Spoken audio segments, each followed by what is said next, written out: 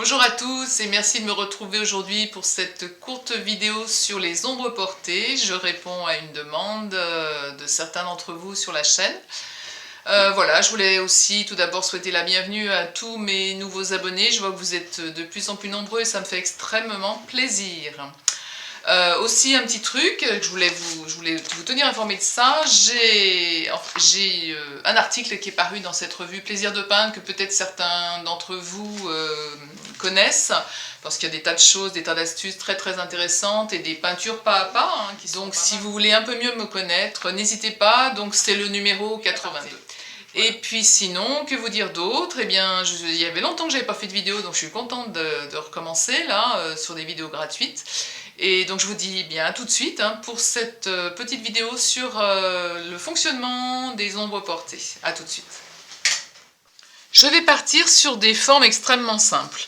Donc sur ma palette, j'ai mis du terre d'ombre brûlé, du bleu de Prusse, un rouge, rouge carmin, rouge... alors vous, je sais pas comment est-ce qu'il apparaît, parce que les couleurs sont pas tellement extraordinaires. Un rose vif, rouge rose vif, là un rouge foncé. Là j'ai un bleu de cobalt, et là j'ai un jaune citron. Et mon blanc. Donc là, j'ai bleu, jaune, rouge, mes trois couleurs primaires. J'ai rajouté à cela le terre d'ombre brûlé et le bleu de Prusse qui permettent de faire des valeurs beaucoup plus sombres. Ah, je me rends compte que j'ai oublié un chiffon. J'en attrape un. Voilà. Les chiffons, c'est toujours important.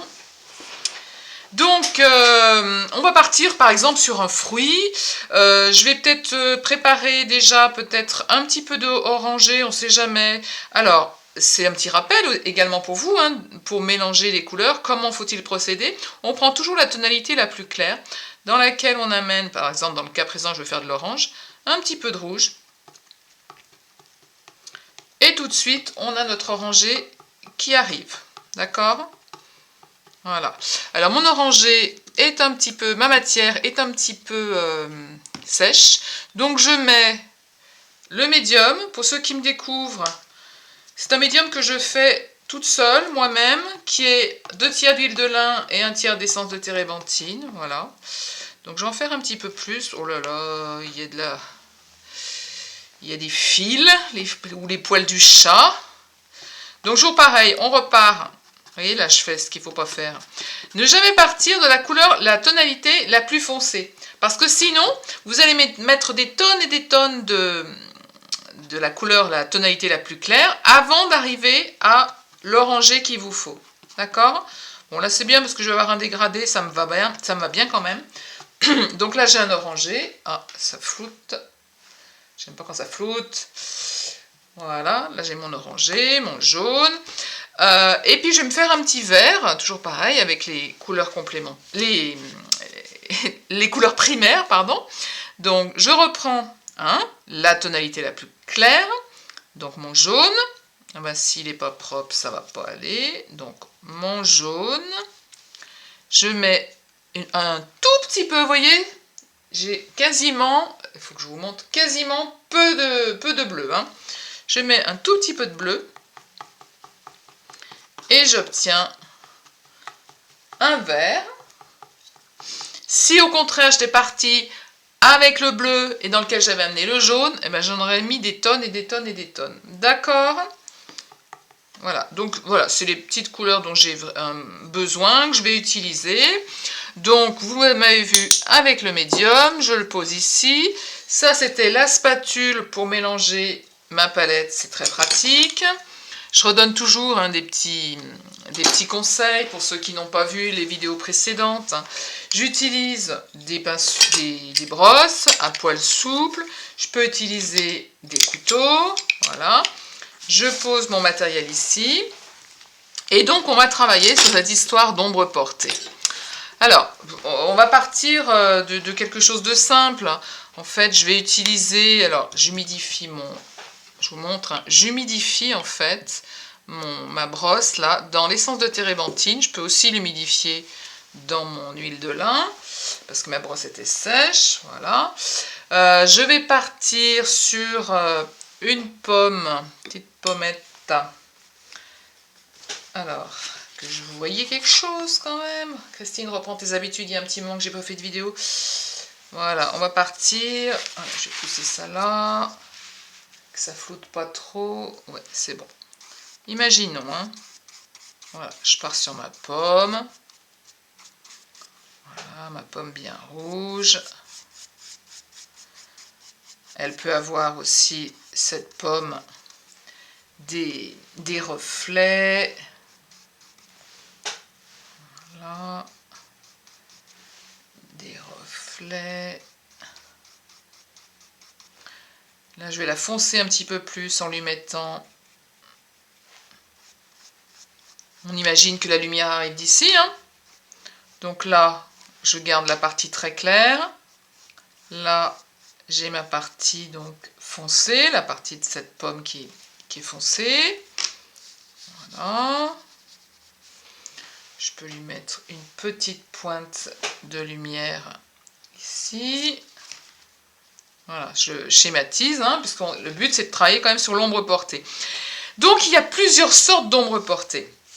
Donc l'ombre portée, hein, c'est bien l'ombre que va faire la pomme, puisque la lumière arrive ici, sur le sol, sur le support sur lequel elle est posée, donc qui est ici. Donc cette ombre, elle va forcément être beaucoup plus foncée. Alors il y a plusieurs écoles.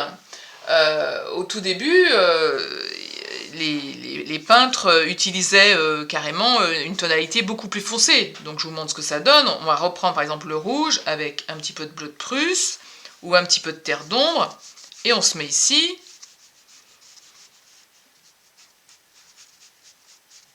Et on met l'ombre de la pomme. D'accord? Donc j'ai simplement pris une tonalité plus foncée, c'est-à-dire un rouge foncé. Il y a cette manière de faire.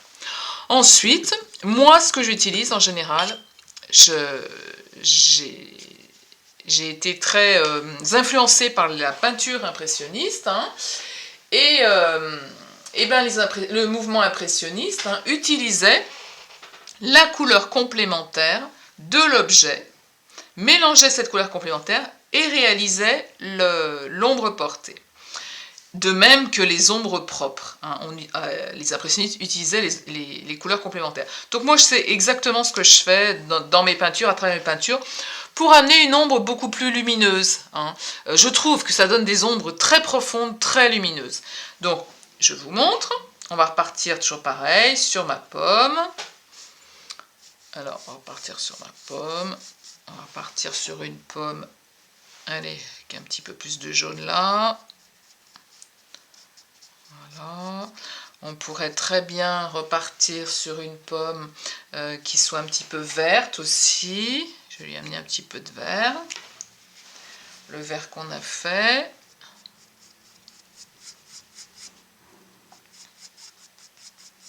Je peux foncer ce vert. Je vous montre ici. Donc le vert, vous vous souvenez, hein, j'avais pris le jaune. Là. Voilà. Et dans lequel j'ai mis un petit peu de bleu. Mes couleurs sont très sèches, très très sèches. On voit qu'il y a longtemps que j'ai pas fait. Ben oui, on peut pas partir en vacances et peindre. Bon, si on pourrait, mais là c'est pas ce que j'ai fait. Donc je remets mon vert là. Je peux le foncer encore un petit peu plus. Je peux même le foncer avec le bleu de Prusse. Je prends le bleu de Prusse. Voilà. Et j'amène quelque chose ici vraiment de très très foncé. Je réutilise mon rouge, je mélange, voilà. Là on est déjà dans l'ombre portée, dans la couleur complémentaire. Je ne sais pas si vous voyez, on est déjà dans les couleurs complémentaires. Ben oui, j'ai choisi de faire une pomme à moitié verte et à moitié rouge. Je vais remettre un petit peu de rouge ici. Voilà. Je vais mettre un peu de lumière. Un peu de lumière, Christine. Un petit peu de lumière. Donc ici, par exemple. Voilà. Voilà. Donc ma petite pomme. L'ombre portée. J'ai un chat dans la gorge. Je vais faire en direct. Je vais pas remonter. Voilà, c'est très bien. Alors, ma pomme, je me rends compte sur la caméra qu'elle est un petit peu de guingois. Un petit peu de guingois, voilà. Donc on va lui faire là l'ombre. Qu'est-ce que je vais prendre pour cette ombre portée? Ici on a du vert. Donc je vais mélanger le vert sur ma palette. Je vais mélanger le vert avec le rouge. Alors, j'ai ce rouge-là, j'ai ce rouge-là. Il faut aussi tenir compte de plein de paramètres. Où se trouve ma pomme? Si ma pomme, elle est posée, là, elle est posée par exemple sur un tissu blanc, donc je vais simplement prendre la couleur complémentaire. Si elle est posée, je sais pas, si elle est posée dans de la terre, si elle est posée sur un plat bleu, elle va aussi récupérer ces tonalités-là. Hein. Donc ça, il faut bien, le prendre en considération.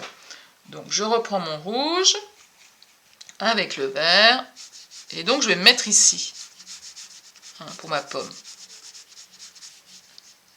Donc ça va être la couleur la plus claire. Ici, comme si j'élargissais ma pomme. Si par exemple on a un soleil qui est très très couché, l'ombre elle va être très très allongée. Hein. Elle va être très allongée cette ombre, l'ombre de la pomme. D'accord? Ici, on va être beaucoup plus foncé. Donc je reprends, je me refais un vert parce que mon vert il n'est pas terrible. Je me refais mon vert, je remélange mon rouge. Voilà. Et ici, je vais avoir une ombre beaucoup plus foncée et qui va aller en dégradé. Parce que plus on s'approche, plus on s'éloigne et plus c'est dégradé. Mais là, on va être très très foncé. On peut le foncer encore plus. Je prends mon bleu de Prusse, je prends mon rouge foncé. Voilà. Ici, j'amène une ombre encore plus foncée. D'accord? Donc là, on travaille avec la couleur complémentaire. L'ombre portée, j'ai apporté la couleur complémentaire du vert, donc de la forme qui est ici. Je peux tenir aussi compte de ce qui se passe dans l'environnement. Par exemple, qu'est-ce que je pourrais vous prendre comme exemple? Alors, l'arbre, on va prendre l'arbre, comme si je faisais un arbre en fait. Alors, je vais faire un arbre. Alors, dans mon arbre, je vais avoir besoin de terre d'ombre. Je vais faire un espèce d'ocre jaune. Alors, l'ocre jaune, hein, quand on l'a pas, on le fabrique.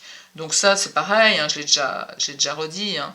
On prend l'orangé, on prend une petite pointe de bleu. Petite pointe de bleu. Faut faire attention parce que ça vire tout de suite. Je vais en faire une plus grosse quantité. Voilà. Petite pointe de bleu. Voilà. Et là, j'obtiens un ocre. Voilà. Là, vous avez un ocre jaune qui est pas mal. On peut, sans le faire passer au vert, le retravailler. On peut le faire plus ou moins clair. Vous voyez, là, il est un petit peu plus foncé. Donc là, il est bien. Moi, pour ça, il me va pas mal. Je pourrais l'éclaircir, si je veux amener de la lumière, vous voyez, avec le blanc. Donc là, j'ai un ocre jaune qui est beaucoup plus clair, qui est sympa. Hein. Donc je peux mélanger aussi cette teinte-là avec le marron. Voilà, c'est ce que je fais. Et donc là, je vais avoir la tonalité de mon arbre. Alors mon arbre, on va partir sur un tronc par exemple. Voilà, je vais partir sur un tronc. Oh là là, qu'est-ce que c'est sec ma peinture. Voilà.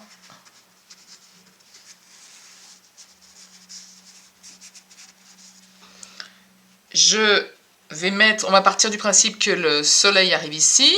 Hein, donc ici, en mélangeant mon bleu de Prusse et mon terre d'ombre, je vais foncer un petit peu plus cette partie du tronc. Je vais au contraire éclaircir ici. Je refais mon ocre avec mon jaune. parce que j'en ai pas assez. Voilà. Je vais éclaircir ici. Voilà. Pour amener un petit peu plus de lumière. Je peux encore en amener un petit peu plus.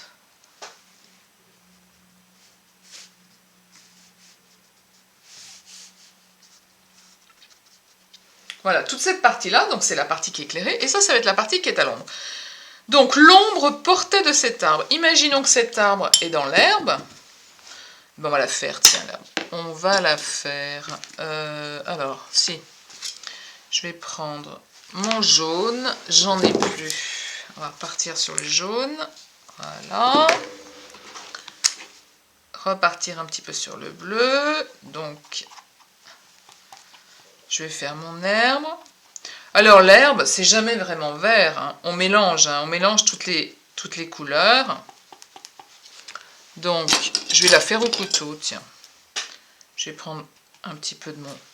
Et puis là, je vais venir mettre mon herbe. Voilà. Puis après, on fera l'ombre, hein. L'ombre portée. C'est juste histoire de vous montrer...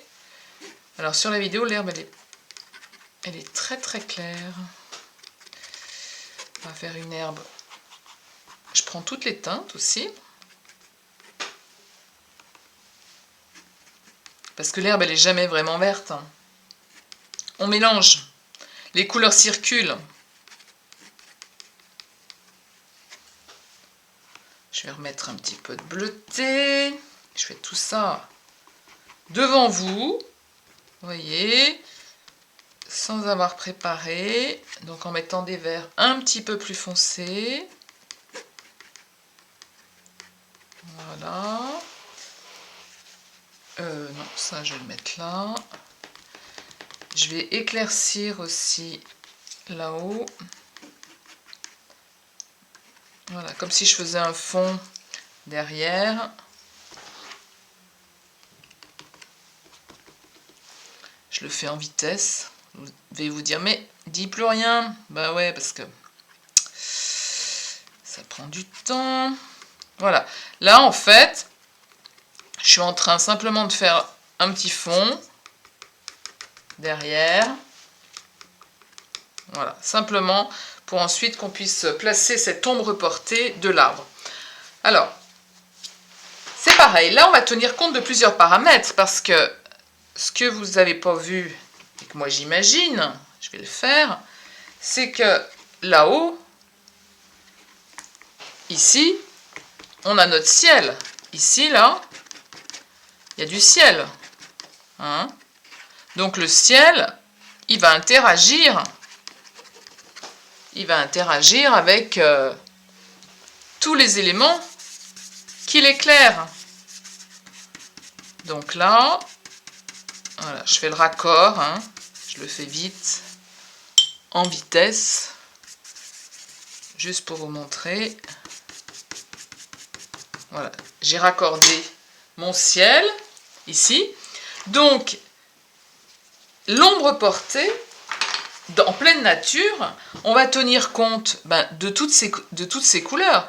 C'est-à-dire qu'ici, dans mon ombre, je vais peut-être mettre la couleur complémentaire du vert, ici, parce que l'ombre elle est posée sur le sol, donc je vais même sûrement utiliser mon rouge. Je vais utiliser aussi du bleu. Pourquoi du bleu? Du bleu, j'en ai mis également dans mes ombres. Dans mes ombres, il y a du bleu de Prusse. Il y a le bleu aussi le bleu du ciel. Donc voilà, c'est tout un mélange savant.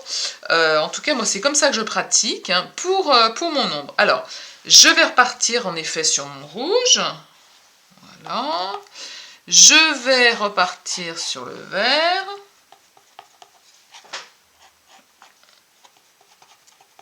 Rouge, vert. Puis je vais accentuer pour que vous voyez mieux. Je vais exagérer, en fait,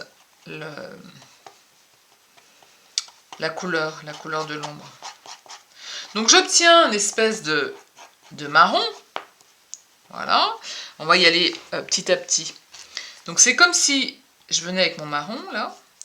qui est trop clair hein, pour l'instant, hein, que je viens poser ici, qui représente l'ombre de cet arbre, dans lequel je vais venir mettre du bleu. Voilà, un petit peu de bleu. Je prends mon bleu de Prusse. Dans lequel, alors je peux aussi déjà le poser un peu. Vous voyez, c'est déjà sympa ça. Dans lequel je vais venir mettre aussi du terre d'ombre, parce qu'on a notre arbre, et du bleu de Prusse. En fait, après, vous le sentez, vous sentez les choses. Toujours pareil, au niveau du tronc, on est ici très sombre. Donc on peut prendre le bleu de Prusse. Pour pas que ça fasse pas trop bleu, on peut le mélanger aussi au rouge, puisque le rouge est complémentaire ici du vert. Voilà. Et voilà. Et là, on a quelque chose de très profond. Alors, c'est toujours pareil, c'est difficile. J'aimerais partager ça avec vous en pleine nature. C'est certain qu'un jour je le ferai. Je vais organiser des stages d'observation en pleine nature pour vous montrer réellement la couleur des ombres. Alors, c'est un exercice, c'est une gymnastique du regard et de l'observation et du cerveau pour que vos ombres, elles aient de la profondeur, pour qu'elles aient de la lumière. C'est curieux de dire ça, hein, de la lumière dans une ombre, hein. Mais en lumière, j'entends transparence aussi. Une ombre, elle va être mate. Si par exemple à cet arbre, j'avais mis simplement un marron foncé, un terre d'ombre brûlé, ça faisait quelque chose de plat, de mat. Ici, j'ai de la profondeur parce que à travers, je vois à travers, je vois la profondeur du sol parce que j'ai mis du vert, du rouge, j'ai remis le bleu qui vient se refléter. Et si on voulait aller plus loin, donc là on est dans les ombres portées, donc je déborde un peu dans ce que j'enseigne là. Mais moi, pareil dans l'arbre, j'amène la lumière. Et j'amène quoi comme lumière? J'amène un petit peu la lumière du ciel. En général, je viens reprendre la couleur de mon ciel, là, le bleu, et je viens le caler dans mes arbres, dans mes troncs. Tout ça amène de la lumière. Ça fait quelque chose de vivant. Hein. Ça saisit, J'adore. Moi, j'adore en parler, j'adore le faire. Et c'est pareil pour l'herbe.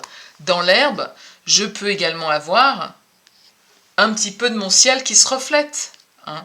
Je peux avoir, même dans ce tronc-là, des traces de bleuté. Vous avez vu la résonance des couleurs entre elles. Hein. Voilà, j'aimerais que vous arriviez à le saisir, à le comprendre, à le voir, à le vivre. Le vivre, c'est important. C'est important, allez dehors, regardez comment la couleur des ombres, regardez, cherchez, exercez-vous, regardez le plus possible, le plus longtemps possible, un feuillage, un arbre, quand il y a de la lumière, hein, pour essayer vraiment de comprendre comment tout ça fonctionne. Voilà, écoutez, voilà pour ce qui était de la couleur des ombres portées, et j'espère que ça vous a plu, mettez-moi des commentaires. Et je vous dis à très bientôt pour une prochaine vidéo. Et si vous avez aimé, hein, n'hésitez pas à mettre des likes. Hein. Allez, à très bientôt.